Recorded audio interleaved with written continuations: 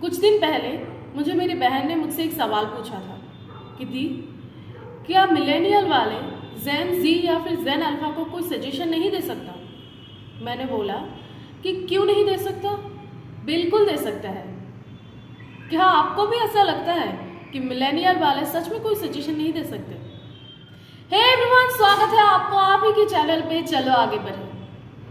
Generation gap ये सिर्फ 13 alphabets का है, लेकिन इसके लिए जो प्रॉब्लम्स आते हैं जिंदगी में वो अलग ही लेवल का है।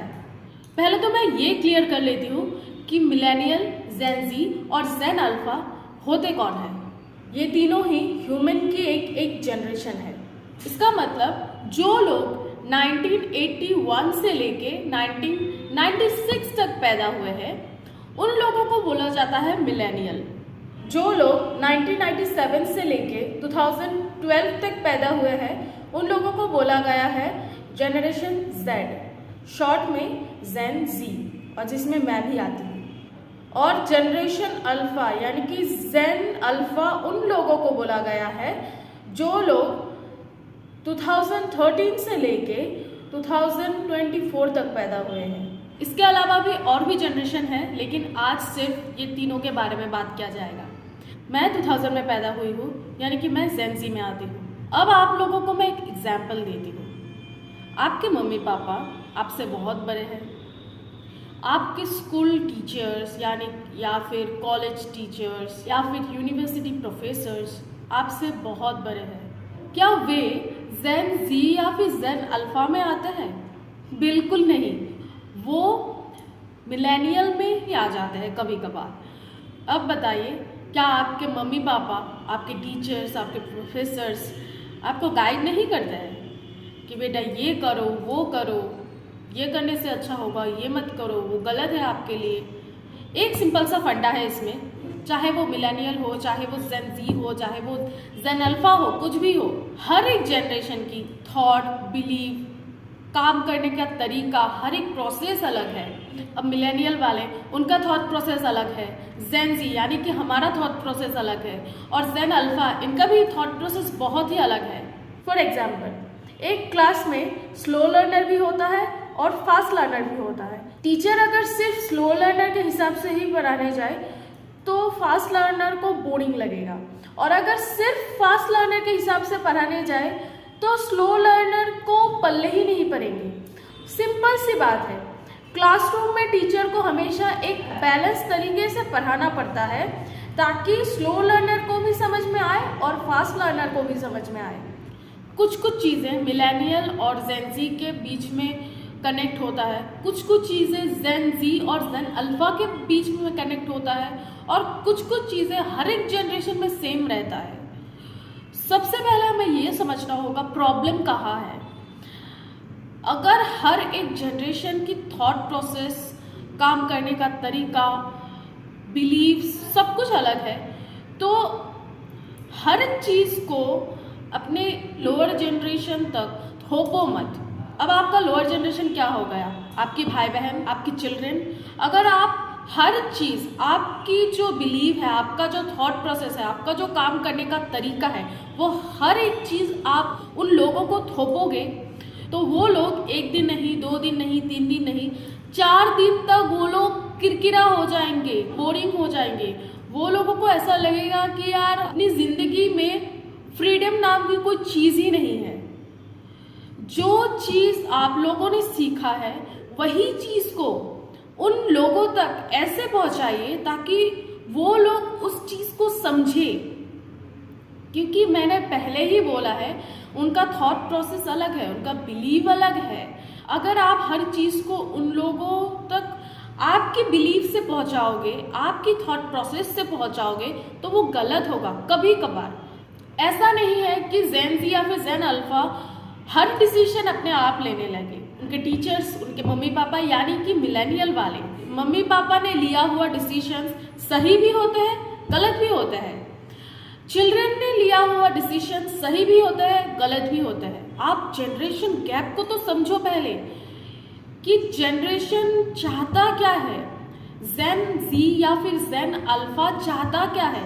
अगर आप मिलेनियल हो, आपका बच्चा जेन अल्फा ही होंगे most of the time. Okay, तो जेन अल्फा अगर है तो उन बच्चों को पहले समझो, उनकी थॉट प्रोसेस को समझो, क्योंकि 21st सेंचुरी में इंटरनेट ऐसा एक अस्त्र हो गया है ना कि हर एक बच्चा इंटरनेट बहुत ज़्यादा यूज़ करता है, और जो जो चीज़ इंटरनेट में देखते हैं वो लोग वही चीज़ अपनी ज़िंदगी में करने की कोशिश करते हैं। एक बात बोलती हूँ, मेरे हस्बैंड का ना फेसबुक अकाउंट है, ना इंस्टाग्राम अकाउंट है, ना कुछ भी सोशल मीडिया पे नहीं है, बस वो यूट्यूब देखते हैं। 2 बिलियन पीपल इंस्टाग्राम को यूज़ करते हैं, 3.07 बिलियन पीपल फेसबुक को यूज़ करते हैं। मेरे हस्बैंड एक बात बोलता है मुझसे, जो वीडियो हम इंस्टाग्राम पे देखते हैं वो इंस्टाग्राम वीडियो सिर्फ 30 सेकंड या फिर 1 मिनट का है, उसमें बहुत सारे अच्छा चीज़ें दिखाए जाते हैं, लेकिन उसके बाद भी बहुत कुछ होता है, बहुत बुरा चीज़ भी होता है अपनी ज़िंदगी में, लेकिन वो चीज़ को कभी भी दर्शाया नहीं जाता है। हमारा दिमाग ऐसा है ना कि हम जो देखते हैं, हम जो सुनते हैं उसमें ज़्यादा फोकस करता है, और जो जो चीज़ हम इंस्टाग्राम पे देखते हैं, कोई रिलेशनशिप्स का वीडियो आ गया, कुछ और वीडियो आ गया, जब हम वो चीज़ बार बार देखते ही रहते हैं तब वो चीज़ हमारे दिमाग में घुस जाता है कि ज़िंदगी ऐसा ही होता है, उससे परे ज़िंदगी होता ही नहीं है। लेकिन ऐसा नहीं है, ज़िंदगी में बहुत कुछ आता है। एनीवे वो अलग बात है। जो हम बोल रहे थे कि जब आप अपनी सजेशंस, अपनी थॉट, अपनी बिलीफ आपके लोअर जनरेशन तक पहुंचाने से पहले एक बार ये सोच लीजिए कि यही चीज़ मैं उन लोगों तक उनकी भाषा में कैसे समझा पाती हूँ ताकि वो लोग ये चीज़ को इजीली समझ पाए। अगर आप 5 साल के एक बच्चे को श्रीमद् भागवत गीता सुनाते हो तो वो बच्चा क्या ही समझेगा। जब इसी चीज़ को थोड़ा सा मैच्योर इंसान को समझाओगे तो वो चीज़ समझेगा। अब बच्चों, मैं आप लोगों से बोल रही हूँ कि हर एक चीज़, हर एक डिसीजन आप खुद ना लें। आपके पेरेंट्स हैं, आपके टीचर्स हैं, वे लोग आपके गाइड हैं, उन लोगों से बातें कीजिए, उन लोगों की बात सुनिए, वो लोग क्या कह रहे हैं, उन लोगों से अपना थॉट प्रोसेस शेयर कीजिए कि हमारे जनरेशन में ये होता है, हमारे जनरेशन में ये प्रॉब्लम्स हैं, तो हम उससे कैसे सॉल्व करें। मैं एजुकेशन डिपार्टमेंट की स्टूडेंट हूँ और हमारे एजुकेशन में ये बोला गया है, Swiss born philosopher Jean Jacques Rousseau, बहुत सारे लोग इनके बारे में सुने होंगे। जो लोग एजुकेशन डिपार्टमेंट के हैं या फिर फिलॉसफी डिपार्टमेंट के हैं या फिर पॉलिटिकल साइंस डिपार्टमेंट के हैं, वे कहते हैं कि बच्चों को नेचुरली ग्रो होने देना चाहिए। अब उनके जो ये थॉट प्रोसेस है, उनके जो ये फिलॉसफी है, यही चीज़ को, यही थॉट प्रोसेस को मद्देनज़र रखते हुए एक एजुकेशनिस्ट ने बोला है, बच्चे तो छोटे हैं, वो ये कैसे समझेंगे कि कौन सा गलत है, कौन सा सही है खुद के लिए। अब इस बात को मद्देनजर रखते हुए उन्होंने एक बात बोली है कि अगर बच्चा आग में हाथ लगाने जाए या फिर कुएं में कूदने जाए तो आप पेरेंट होके क्या उन लोगों को नहीं रोकोगे। तो ये बात कई हद तक सच है, बच्चे को नेचुरली ग्रो होने देना चाहिए, लेकिन उसमें एक बैलेंस भी चाहिए। यही चीज़ मैं आप लोगों से बोलने की कोशिश कर रही हूँ कि जो जनरेशन गैप है उसको हटाने के लिए दोनों साइड से बैलेंस होना बहुत ज़्यादा ज़रूरी है।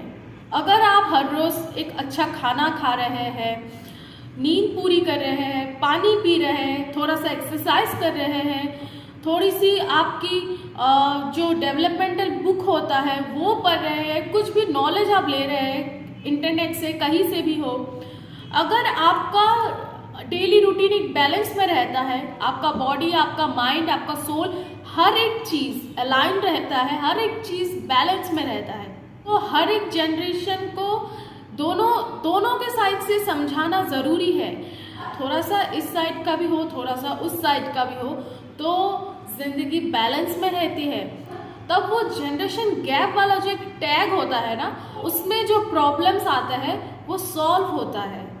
हर जनरेशन की या फिर हर इंसान की थॉट प्रोसेस, बिलीव्स अलग है, तो जाहिर सी बात है कन्फ्लिक्ट होता ही है, कन्फ्लिक्ट होगा ही। अगर इस कन्फ्लिक्ट को रोकना है तो एक सिंपल सा लॉजिक है, दोनों साइड को ही दोनों साइड से समझना पड़ेगा और एक्शन लेना पड़ेगा, तभी जाके ये कॉन्फ्लिक्ट रोकेगा। लास्ट में एक ही बात, देखो, समझो और एक्शन लो। तो ये थी आज का एपिसोड, आज की लर्निंग। कैसा लगा आप लोगों को और क्या क्या समझ में आया, ज़रूर से मुझे बताइएगा। अगर कुछ पूछना है तो कमेंट सेक्शन में मुझे पूछ सकते हैं। मिलता है नेक्स्ट एपिसोड में, तब तक के लिए stay happy, stay healthy, bye bye and thank you.